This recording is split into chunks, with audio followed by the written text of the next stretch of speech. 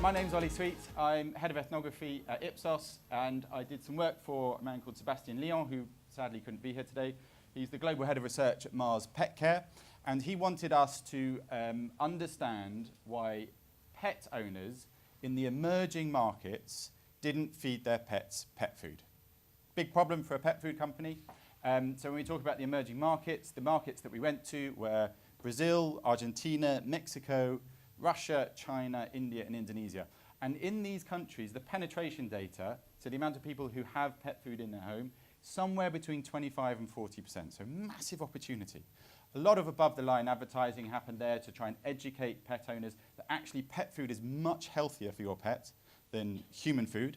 But still, they were consistently feeding them human food, and the above-the-line advertising wasn't working barely at all. So we went out and did an ethnographic project to try and understand pet owners and try and figure out why they were feeding them human food. And when I say ethnography, I mean ethnography in terms of we spend time with people, it's participant observation, and we're trying to understand people's behaviour within a wider cultural context. And I should say as also, so this is a family that we met in Brazil, and a lot of this case study is going to be based around this family actually. And that's what we do in ethnography, we look at people really. One of the big hypotheses of this piece of research was that pet owners are giving their pets leftovers. Makes sense, the emerging markets, bit of leftover food, chuck it to your pet. So I'm just going to show you a short film that comes from Brazil that perhaps shatters that. And also, I think if you look at the, particularly the pet owners and the people who have kids in the room, if you look at the mother when she comes home and the way that she greets her dog and the way that she greets her son, it's quite enlightening, I think.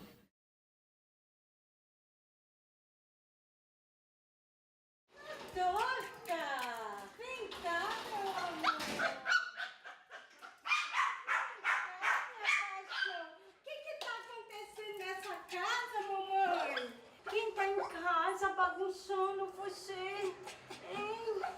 Oh, coração. Totoquinha, vamos dormir? Vamos dormir? Isso. Vamos dormir com a mamãe? Vamos dormir com a mamãe. Vem, Lico. Vem. Vem, papá, vem. Ó que gostoso, ó. Vai, papá, Lico, vai. Agora eu tô fazendo do Júnior. Ó, a mesma carne. Ele parece um bebê. É tudo dele. Nossa, é do Roger, não é de você. É do Roger, já fala na cara pra não vir querendo comer. Você vê meio de carne moída? Eu amo carne moída. Então, pode pôr aí pra mim, umas 3 vezes na semana. Eu faço. Agora, pro Roger, faz todo dia. Eu já pesquisei na internet que alho, que a gente usa muito comida com alho aqui, mas alho e cebola pro bichinho, para qualquer animal faz mal. Depois que eu vi que fazia mal, eu parei de colocar. O gato não tem ração, é só isso. Pro cachorro, eu vou tirar um pouquinho só e misturar com a própria ração dela, que ela come mais. Lembra que a gente colocou no Google e aí apareceu essa, a gente viu os comentários e acabou pegando essa. Lucky old Roger, eh? The family. I mean, if you're the kids, do you love him or hate him? He's part of the family. I don't know. So that was some of the research that we saw in Brazil. Now, across all of the 7 markets that we went to, we were obviously there looking at behaviour, and the ethnographic research showed quite a powerful, yet slightly problematic insight for Mars Petcare, in that pet owners in the developing markets love their pets far too much to feed them pet food. So pet food is kind of down the rankings a bit, which is a bit of a problem for them. And just to illustrate this, this is someone we met in China who is with her friend, and they both have their dogs with them, and they've dressed their dogs up in clothes, and they're taking them to a dog party. So for those of you who have pets, do you take your pets to parties together? No. In Russia, we have an example here where the cat is eating at the table with the child out of the same type of bowl that the child would eat, and is even wearing a bib, if you can see that. So the cat literally has a place at the table. And again, if you go back to that video and you see what was going on there, is that pet owners actually prepare a meal cooked from scratch every day, sometimes twice a day, for their pets because they love their pets. And I mean, so this is, you know, chopping the onions, chopping the garlic, putting that onto fry, then either getting some chicken or some mince or some lamb or something, putting that onto fry, putting the rice on, bringing it all together and bringing it together and lovingly serving it to your pet. Okay, pet owners in the room, who does that? So what this did is it kind of changed our question, actually. So the question then became, how can we use a meal in order to create a bond between pet owners and their pets? If you imagine that process, what is, going back to the kind of one that Claire's definition of culture, what is the shared meaning behind a good meal that we can use in terms of pet food? So one of the things we saw is, so we'll take Brazil as the example here, is the absolute importance of fresh meat. Really, really important. And actually fresh fruit and vegetables as well. Like they go shopping regularly, maybe every other day or even every day for their food. None of this weekly shop stuff because things go off. They have a discerning understanding about what fresh means.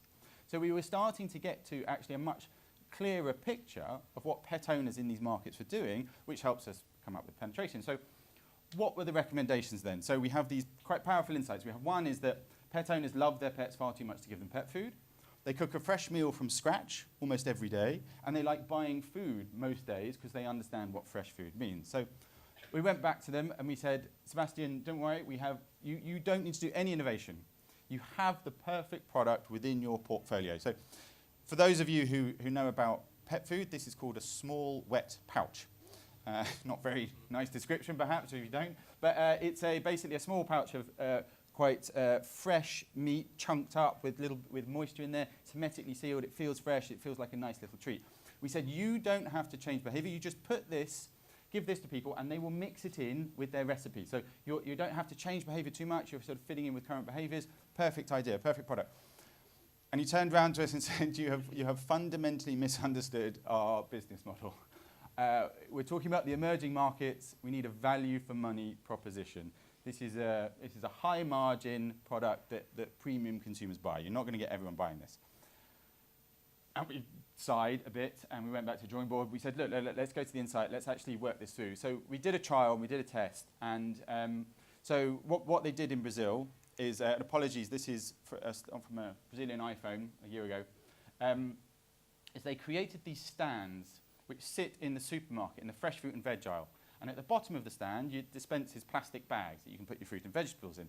And at the top of the stand, you have these wet pouches, these small bits of dog food. And it's in the fresh fruit and veg aisle, which connotates fresh food. People are shopping there regularly. It's kind of something that you might just grab. And this intervention in Brazil, in the first year alone, made $10 million. So there's a $10 million uplift in sales just for wet pouches in Brazil. Across the 7 different markets that we did the research in, we did similar types of intervention, not exactly the same, but fitting in with the cultural norms. And it made a $120 million uplift in sales in the first year alone.